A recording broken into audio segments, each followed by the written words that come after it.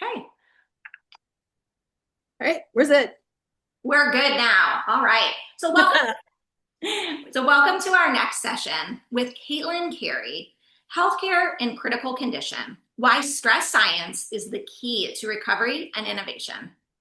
Caitlin says that her role as a speaker is to help people in stressful situations, which is sometimes all of us, to connect more strongly to ourselves and to each other. Caitlin's background includes 20 years of acute care nursing, clinical leadership, and medical education. She has worked in everything from search and rescue to ICU and hospice. Caitlin's hobbies include Irish pub singing and picking fights with outdated medical practices. She uses her experiences in leadership positions and at the bedside to put a personal spin on the science and studies that can become actionable tools for better communication and connection. Welcome, Caitlin. It's an absolute pleasure. Thank you so much for being with us today. Thank you, Valerie, and welcome everybody. Thrilled to see everyone. Absolutely. Well, Caitlin, what can attendees expect from this session? Well, I think Simon Sinek has taught most of us at this point to identify the why before we identify what. So this session won't be about a new tool or a new program. Instead, I want to drill down to a more fundamental understanding of what is at the core of all the best healthcare improvement and innovation ideas. Any program that incorporates a true understanding of the principles that we're about to talk about will show results. And any program that neglects them will still struggle. So I'm going to start by asking you to imagine two very real patient stories. Erin. Erin just heard that she had cancer, and her doctor is giving her additional information, but Erin looks completely disconnected and a little panicked. She won't even meet the doctor's eyes. And at the end of the appointment, she tells her family that the only things that she remembers are the words, "You have cancer," the art on the doctor's desk, and the way that the hallway smelled. Now, stepping away from Erin, we're going to go to Tony. Tony is in the ER waiting room with his sick mom, and they've been waiting for over an hour. When the nurse tells them it's probably going to be about another hour, maybe more, before they can get his mom back to be seen by a doctor. And Tony loses it and starts yelling loudly at the staff of the ER. What do you think is happening with these two people? Why aren't they listening or interacting normally? They seem kind of stressed out to me. They do seem kind of stressed out. So I would say that these folks represent what I like to refer to as blowfish zone. So can anyone recognize this kind of moment? Have you ever had to try and communicate with somebody who is in the blowfish zone? It happens to all of us. We're going along, we're trying to manage our lives, and suddenly something pushes us over the edge. Either we've been threatened or challenged or simply overwhelmed, and we lose it. Typically, we're either going to shut down or we explode and go all blowfish. So either we're protectively retreating or we're attacking. Either way, we're hard to deal with. Blowfish zone represents a stress response. It represents our survival brain. But the important key thing about the blowfish zone is that when we're in it, we think and behave differently, whether it's Erin at the doctor's office not processing any of the incoming information, or Tony, who's normally a perfectly nice guy and is now verbally assaulting multiple people in the ER waiting room. Now, Valerie, you and I chatted once on your podcast show, and you had a story about the blowfish zone too. Would you share your story? Oh, thank you. Yes, I immediately identified when you said blowfish zone, and I'm like, oh my gosh, this is such a great example for fight, flight, and freeze. And my example that I have used in the past is the bee in the car.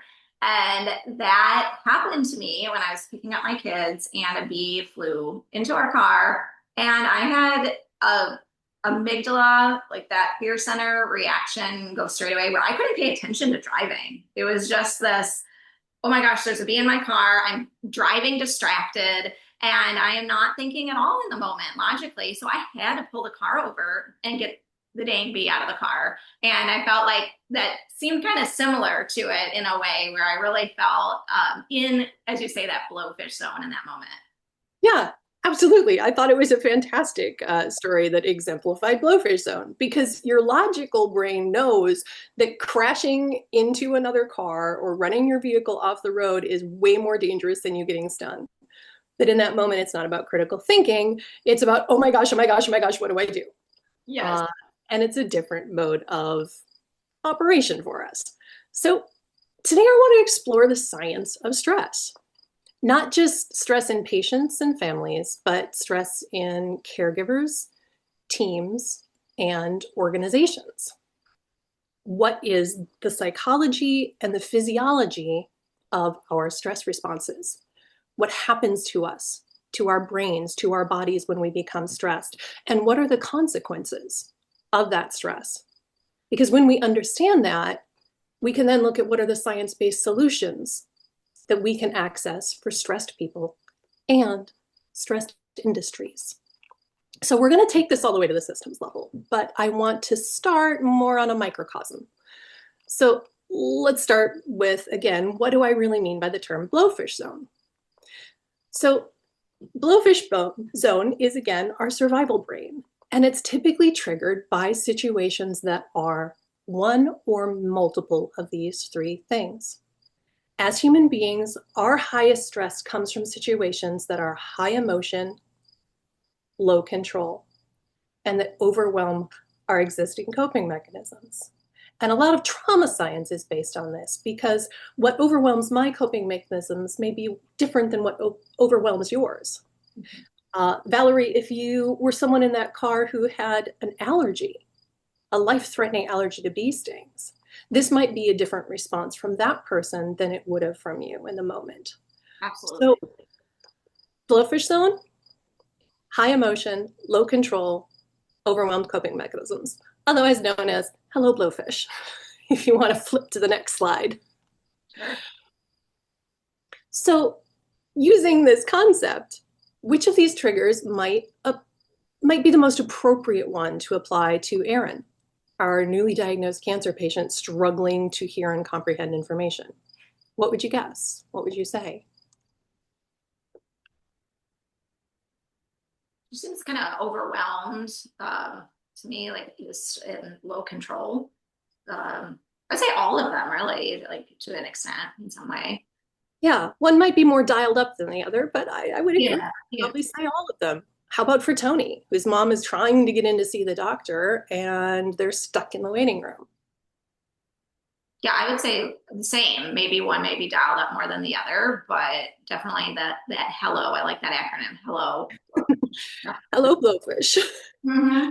So the trigger for a blowfish moment is just typically our perception of something that is unsafe, uncertain, or uncontrollable. It can be one of those things or it can be a combination of those things, but most of the triggers that we experience do fall into one of those categories for the simple reason, again, that the most stressful, threatening situations for us as human beings are high emotion and low control. And when we hit our blowfish brain, we go into a threat response, which is important because our threat response is based on basically Paleolithic programming that's been in place for all of human history and is designed to deal with threats to our safety by prompting life-saving measures from our minds and our bodies. But millions of years of evolution have not yet caught up with the fact that nowadays most of our threats are not physical in nature, they're abstract. So we start reacting to high stress triggers like we would to an attacking shark or a bear. More on that in just a minute. The important part, like a real blowfish, when we are in survival brain, we are physiologically and psychologically different. It's important to us as healthcare providers talking to patients to realize that they're functioning on a different level. And it's important for us as leaders talking to employees, because the interventions and the conversations that work when we are calm do not work in survival mode. The rules have changed. Now, on some level, you know this already, because even though you may not know exactly what to say to make Aaron or Tony focus and start listening again and behaving like reasonable human beings, we skipped ahead just a tiny bit there, but I bet you do know what you could say to make this situation worse. Sorry. Okay. Yeah, these two words are often said in like the sweetest and most reasonable tone of voice possible. You know, Tony's yelling and somebody says, "Sir, you need to calm down." And what does Tony do? Doesn't calm down. I don't think he calms down. No, I think somebody ends up calling hospital security before the situation is over with, if somebody's next intervention were to use those words for poor Tony. In the history of the world, I'm not sure these words have ever worked on an emotionally escalated person. And yet they're actually said pretty frequently. Absolutely. So why do you think telling someone to calm down doesn't work? I feel like it's not really hearing them. It's not really seeing them, you know, like it's just all about what's in their head and not, and you're talking to a blowfish, like in that, like the simplest, like I feel like I can't really talk to a blowfish and say, calm down to a blowfish and expect them to deflate with that, you know? Yeah. It actually takes blowfish quite a bit of time to deflate once they've puffed up like that. And it's not a controllable reaction for them any more than it is for us. I like to say that we could spend 20 years as a mountaintop yogi practicing meditation, and we would still have moments in which our internal blowfish was triggered. Absolutely. It is not a conscious choice. So as human beings, we need to feel safe. We need to feel heard. We've heard that theme over and over throughout the day's conference. Being heard when we're feeling unsafe is being like fed when we're hungry. When we're not fed, we get hungry. When we're not being heard, we don't feel safe. After all, if you can't even understand or recognize that I am responding to a threat, how can I trust you? If I don't see that Tony's mom is potentially in danger waiting in that waiting room, not being able to get back to a provider, potentially getting worse, and I don't understand that that's the threat, nothing that I say is going to make Tony feel better or safer. If I don't understand where Aaron's brain just crashed to on hearing the words, "you have cancer," and I can't address that fear and provide some sort of safety in that moment, nothing I say is going to sink in that moment. So this is our situation. Now, before we go into the subjective, objective plan part of the SOAP note, I want to build just a little bit more on the situation with two more stories. So, both true, both experienced peripherally through my 20 years in healthcare. Amy. Amy is a nurse in the ER, and she is having a terrible, terrible shift. One of her patients has bounced back for the third time, and there still aren't good answers for this patient, who is miserable. Another patient looks like they might be in a severe elderly neglect situation, and so there's a lot of moral questions happening. And a third patient has been screaming verbal abuse at Amy for the last 2.5 hours. She goes to the med machine to try and pull medications quickly for another unstable patient, and the med machine keeps throwing errors and won't let her into the right drawer. Amy loses her cool and kicks a trash can in the med room. A coworker sees this and reports her to the manager. So Amy's usually a pretty reasonable person. What happened? Sounds like blowfish zone again to me. Sounds like blowfish zone again. Yeah. And which of these triggers might apply to Amy the most? Feeling overwhelmed, high emotion, just frustrated, really frustrated. We keep coming back to what feels in some ways like an oversimplification, but I think it's incredibly nice to define the simplest core pieces of things. To be able to say, if it's a high stress emotion, if it's a high stress situation, it is almost inevitably one or all of these things. Yeah, so true. So knowing that that's what we're facing, that again helps to guide us to answers. So last story, New managers brought into a unit that has just an absolutely terrible reputation. The morale is in the toilet. The turnovers are climbing up past 35% in a 12-month period. And there are complaints from the staff as well as patients. The entire unit has been labeled as toxic. And in the first meeting with the new manager, they look at their body posture is closed down. Their eyes are on the table. They're not engaging. They're not answering questions. The staff eventually states that the loudest voices in their unit have been chased out, and they believe it was done intentionally to silence them. They requested to form a unit council and were denied that request. They're now down to half of their usual patient census because they don't have enough staff to operate all of their beds. And if we think back to our blowfish mode, again, if you answer what's going on in this unit, all of these things would be right. The staff in this demonstration unit had a stressful work environment, experienced a lot of change in a short period of time, and not only were they not being heard, the staff felt they were intentionally being silenced. So they responded by going into survival mode. They were disengaged, unwilling to extend themselves, and occasionally lashing out, which earned them the reputation of being toxic. Now, we're going to talk about all these stories in just a minute, but I want to pause for a moment to better define what is happening on that physiological, psychological level when people go into survival mode. And so, when you talk about these things like blowfish zone, survival brain, is that the same thing essentially as fight, flight response? Absolutely. Yeah. So I think we've all heard that fight, flight, hide. Or sometimes my other favorite terminology for that one is amygdala hijack.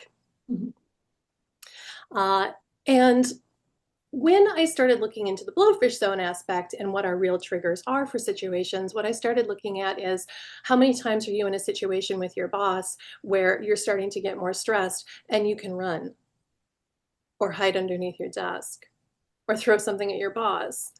Our whole fight, flight, hide response system has in many ways been hijacked by an abstract threat system instead of a concrete one. So all the things we're programmed to do, we can't follow through on. And it leaves us in this situation where we're all puffed up with nowhere to go. And the release that we would get, typically from physical action or removing ourselves from the situation to gain safety, is inaccessible a lot of times in our modern world. And it leaves us stranded. So if you flip to the next slide, I want to talk about what happens to us in that situation. So when we look at people who are stressed on an MRI scan, we can see that we switch from a prefrontal cortex processing to amygdala processing. Amygdala is about perceptual input, not conceptual input. And what I mean by that is that the amygdala is about emotions, and it will dial up the volume on any kind of sensory input that we have coming in, because after all, that was going to be important if we were facing the bear. We pay attention to smells. We pay attention to sounds. We're way more tuned into our physical senses than we are to thinking in a complex or critical manner about anything. You're way more tuned in to potentially where you can pull over on the side of that road and where the bee is in the car than you are to what are my logical steps? Is this the safest place to pull over for me? Should I drive another 6 blocks up before? You're not thinking that. You're more immediate in your zone. Your retention of information is changed as per with Aaron. So our hippocampus is normally our filing system. And that's how we sort and retrieve our memories, is through hippocampal processing. But the release of cortisol, our stress hormone, actually knocks our hippocampus offline to some extent. In a profound or kind of more severe example of this is what causes PTSD to come as flashbacks. Hardcore sensory triggered memories that aren't accessible in normal ways. They're triggered by a sound or they're triggered by a smell because hippocampus was knocked offline in that higher intensity situation. So this is Aaron describing the hallway smell and the art on the doctor's desk. But it also results in less collaboration and outreach. I'll give you another example. If you were to walk past a homeless man sitting on the sidewalk, he's got his dog there with him, laying there with its head on his knee. Might you empathetically think, I wonder what this man has gone through as you walk past? Yeah. Mm-hmm. Walk past that same man, but he's not paying any attention to the dog. The dog is growling, has crouched, and looks like it's about to jump at you. Do you have any bandwidth for empathy in his situation at that moment? Is it anywhere on your radar? No, not as much at that point. Yeah, we cannot extend ourselves to empathy because empathy is vulnerable. So if we are in our survival brains, we are not empathetic. Within our body, we talked about a little bit cortisol and adrenaline. Also tuning into that more sensory input, perceptual processing, emotions and instincts, feeling, acting quickly. We are about reacting, not responding. We're not thinking about what we're doing. We're just trying to get to an action place that will bring us to safety. So let's go back to Erin and her cancer diagnosis and Tony, who's still in the ER waiting for his mom to be seen. So if you flip to the next slide, this is a little bit more personally what is happening. Oops, one more. Oh, okay. I'll back up. I skipped ahead of myself. Actually, go ahead and back up. Thank you. So, yeah, well, let's pop to the established safety one. Okay. I skipped ahead of myself. It's okay.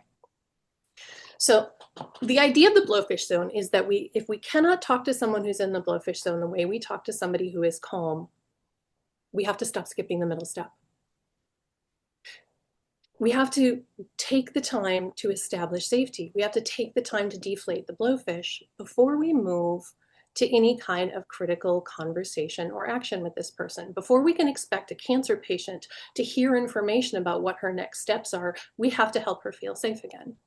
Before we can get Tony to sit back down in the waiting room and not march out with his mom and say, I'm just taking her somewhere else, or not get even more abusive with the staff, we have to deflate the blowfish. We have to reestablish safety. Now, we'll talk through the techniques of what that looks like in just a moment, but now I want to flip to the next slide. What are the benefits that we're seeking? Once we deflate the blowfish, once we pull somebody out of survival brain thinking, we restore our ability to critically think. We restore collaboration, innovation. And the hormones that we get from a compassionate interaction with somebody who we have felt heard by are exactly the opposite of those stress hormones. Now we're getting dopamine. We're getting those reward hormones. We're getting oxytocin, the bonding hormone, that which helps us feel safe and connected to others.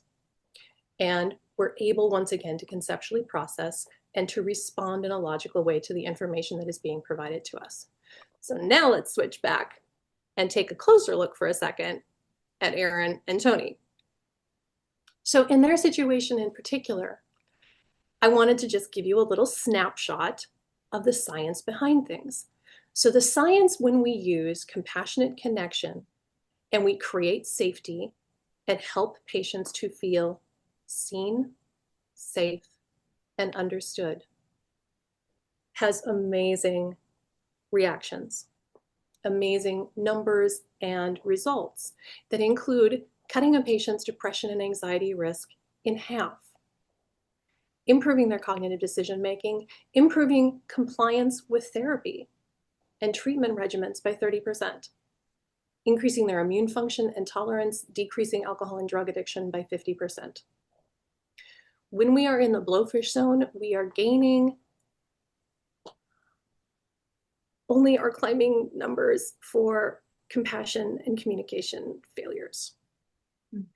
And roughly 74% of patients stated that in the last year, they have had a compassion failure in healthcare.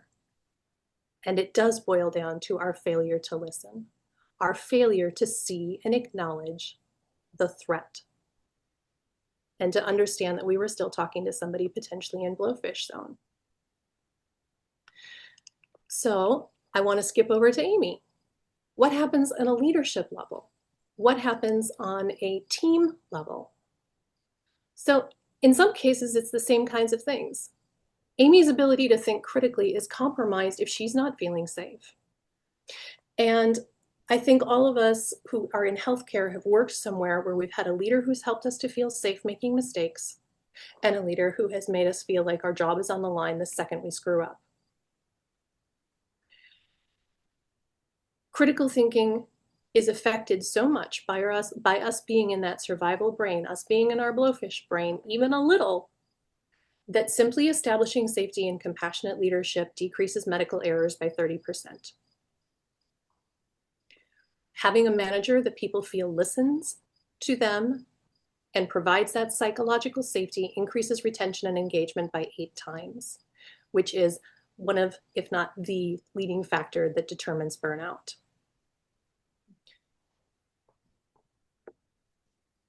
And what about our demonstration unit?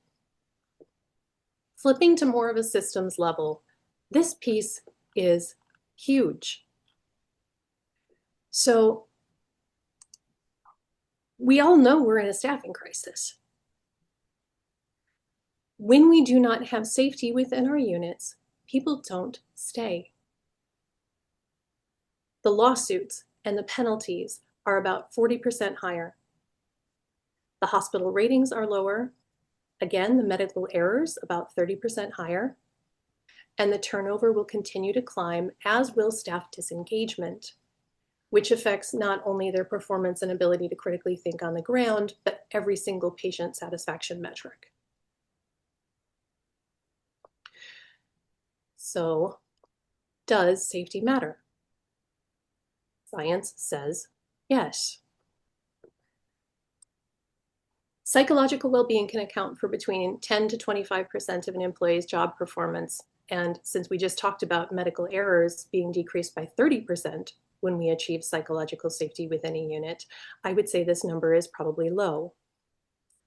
Predictive of positive employee evaluations for 5 years into the future, there is a distinct competitive advantage to acknowledging when we have people who do not have psychological safety on the ground, whether that is our patients, our staff, or both. It matters to the employees and the caregivers at ground level, and it matters to the leaders who guide and support them. You flip to the next slide, Val.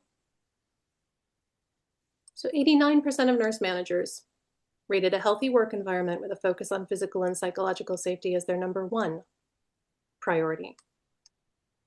When we ask patients what their priorities are, being listened to and having a compassionate connection with their provider also always among the top 3.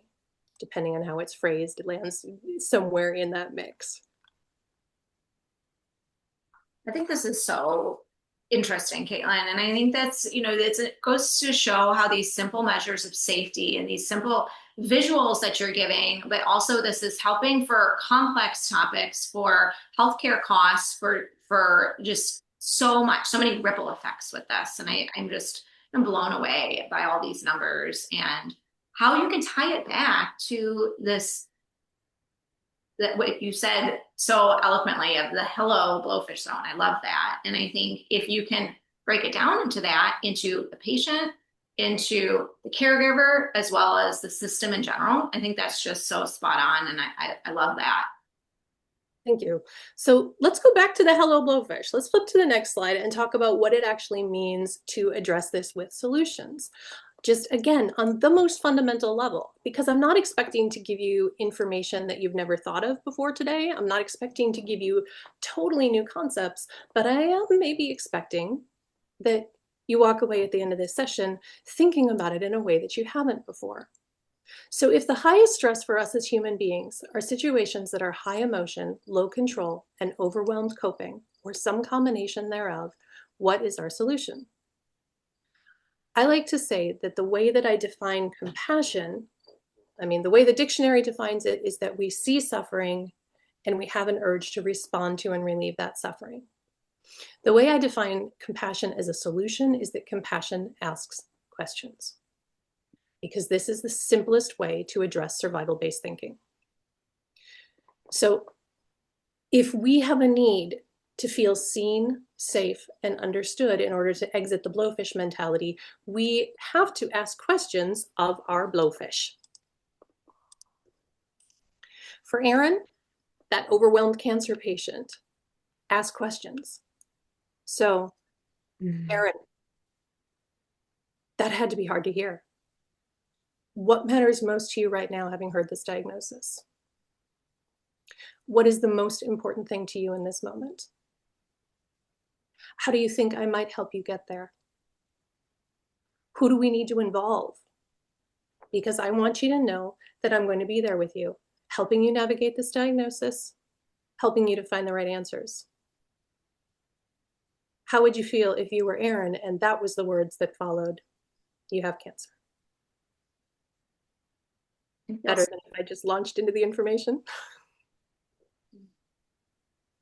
I feel safer. So for Tony, yelling at the staff in the ER, I see you're upset. And I think somebody actually called it out in the comments already, which is labeling the emotions that we're seeing. And I'll steal a line from Chris Voss, who's a hostage negotiator, who uses what he likes to refer to as tactical empathy, when he says that labeling is a shortcut to intimacy and trust.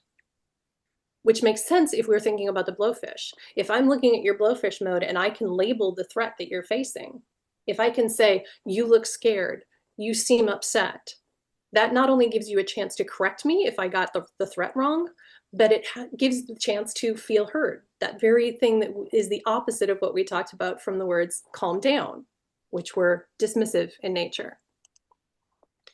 So I see you're upset. Are you worried that your mom is going to get worse if we can't get her back soon? Okay, I understand. That's a very legitimate concern. I can't bring her back yet, but I can reassess her and make sure that she's safe to wait a bit longer. And I acknowledge that you know your mom better than I do.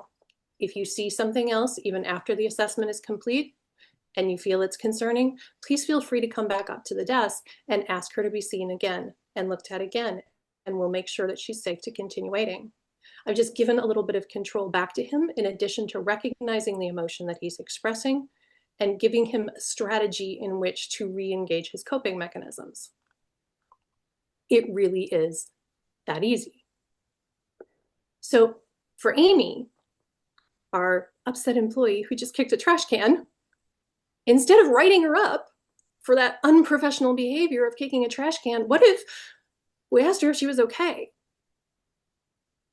It should have started as the coworker who saw her before they went to the manager, but what if, as a leader, instead of simply writing down that complaint and calling Amy into my office and talking to her about her behavior, I asked first that coworker, oh, what did you do to support Amy in that moment?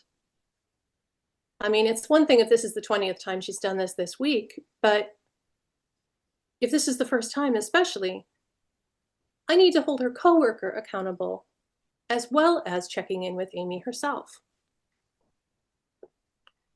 Can we flip to the next slide? What if, as leaders, we got curious before we got critical? How much impact could that one shift have on our teams? What questions do you wish that you had been asked in your workplace? How would it have changed things for you if you knew your answers would have been attentively heard and listened to and addressed by your leadership team? Flip sides. Feeling unheard. The number one reason for staffing turnover. And patient satisfaction correlates heavily with staffing turnover. The average hospital loses between $3.9 and $5.8 million just in nursing turnover every year. Medical errors cost the US around $735 billion annually. Between 100 and 300 billion is lost to poor patient compliance with treatments. We could regain well over $300 billion annually in the US of that lost income if we addressed the stress that prevents compassionate connection and well-being. Because this is a barrier that can't be overcome any other way. Every program, every checklist, Every intervention will ultimately fail if we do not start by taking into account the emotional safety of the people involved.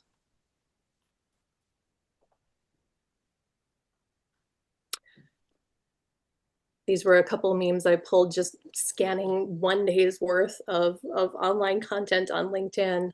And I know I'm not alone in seeing the theme and in feeling the frustration. So I'm going to flip us rapidly through 2 very quick slides, and then I'm going to give us a few minutes for discussion. So if you'll flip to the next one, Valerie. This, I said I wasn't going to give us a tool, but I am going to give us one fundamental place to start. If loss of control contributes to our blowfish response, putting control back into the picture gives it back. That is agency. Competence means that we have the wherewithal to access coping mechanisms and strategies that help to maintain that control, which means competence is a focus as well, both professionally and interpersonally. And trust is our last one. If we do not feel heard, if we do not feel safe, we cannot respond with empathy to the patients that we care for. Flip slides, Val. The opposite of this is what we're currently struggling against. It's top-down leadership that does not grant agency, that does not grant audience. It is corrective or directive actions in which we have somebody come into the office, like Amy, and we reprimand her. Or we tell Tony that it's not appropriate for him to be yelling in the ER rather than addressing his fear. Or we assume the cause of the problem before we ask the people on the ground what's really contributing to it. So one last slide, and then I'll let you flip to the last, actually, and this one I found an interesting statistic as well. The simple fact of, I trust my leader, 8 times higher engagement from work staff. This is what it looks like on the fundamental level to heal healthcare. And we're going to skip the next slide because I think I would rather hear your questions and comments than give one more example, and flip to the next one, which will give some additional resources on my website if you want to leave that up, Val, for just a minute for anybody who's interested. I'll just mention briefly, there's a couple TED Talks that explore some of these concepts further through my website, which is where that QR code goes, but it'll be in the comments as well. Let's put us back to a discussion screen, and I'm going to open it up for the last 5 minutes of this just to see what questions and comments you guys have made.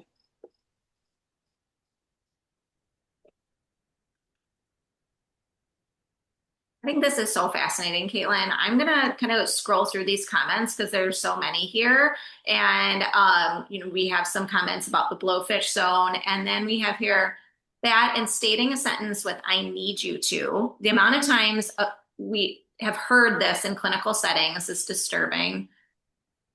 And that's where I thought she was skipping ahead a little bit, because you're right. "I need you to" is directive in nature. It is both directive and corrective. And again, compassion asks questions. We're asking what the other person's experiences are. We're trying to find out more information from them about that in order to establish safety by identifying the threat. The second that we get corrective or directive in nature, it is about our safety, not theirs. Thanks for that, Katelyn. This was just so awesome. You did such a great job. One other follow-up to that is I'm all about like the language that we use, and I have found that using action-oriented words helps tremendously.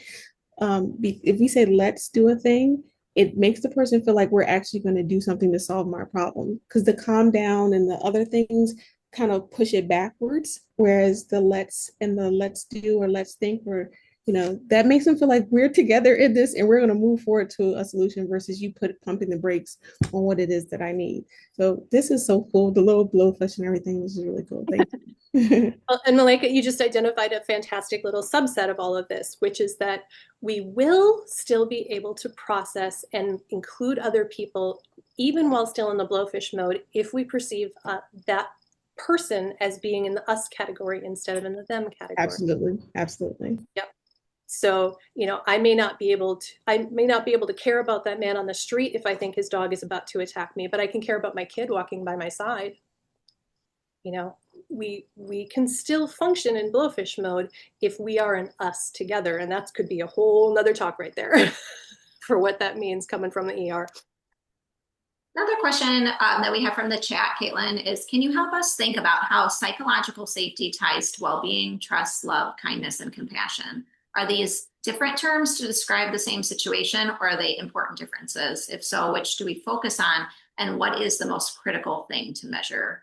And is labeling, so it sometimes seems that labeling also creates an escalating trigger. Labeling can do an escalating trigger depending on how you use it. So it's always safer to ask a question than it is to make a statement. You know, I can say, for example, in your situation, I think I would be feeling this. How are you feeling right now?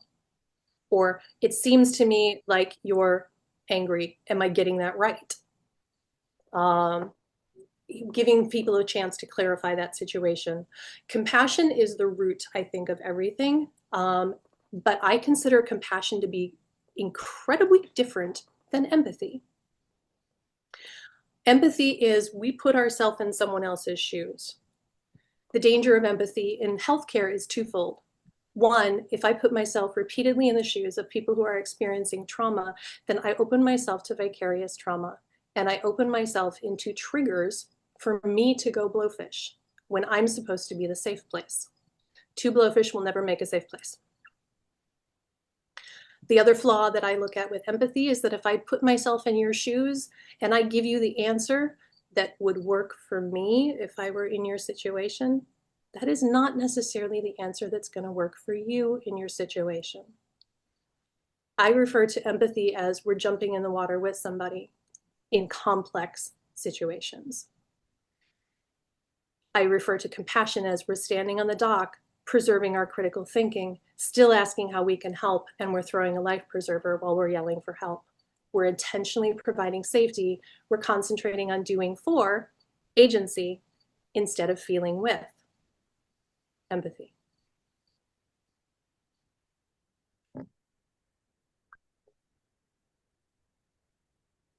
Other comments or questions? We've got 1 minute.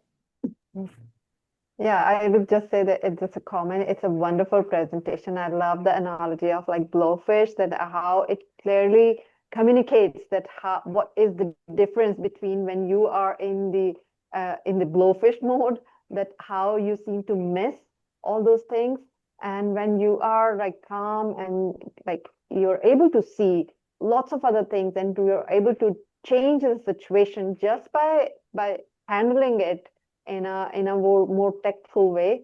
So I really love the entire presentation and the way you actually explained it. So it's amazing. Thank you so much. Thank you, Ambreen. Yeah. Yeah. I feel like the core of blowfish is don't skip the middle step. You know, yeah. Don't try to throw solutions or complex thought processes at people who are still in the blowfish zone. That we have to do that. The steps to reestablish safety before we look to bigger solutions. Yeah. Thank you so much, Katelyn. And sorry, I decreased the slide here because I wanted to make sure I copied and pasted for everyone in the chat Katelyn's LinkedIn to connect with Katelyn, and also check out her website and her incredible TED Talks. They're amazing. So I put the links in there, and then also looks like Apoorv also put in a link as well here. Incidentally, we have created a loving language tool for Loving Organization Consortium. Would love to review it with any interested parties. Fantastic. Any other questions before we wrap up here? My only question, Katelyn, is that sometime you need to get a really cool looking blowfish and start getting it. Do you have one with you? Where'd my pufferfish go? I have one with me. There you go. Love it. Great. Well, thank you so much, you guys. We are going to meet you back here in about 15 minutes for a panel discussion on the theory of constraints. I will put the link to that in the chat. You can also see the link in the email as well. So thank you again, Katelyn. Such an incredible talk. And thank you everyone for listening in to us today. Thank you, Valerie. Thank you, everyone. Thank you.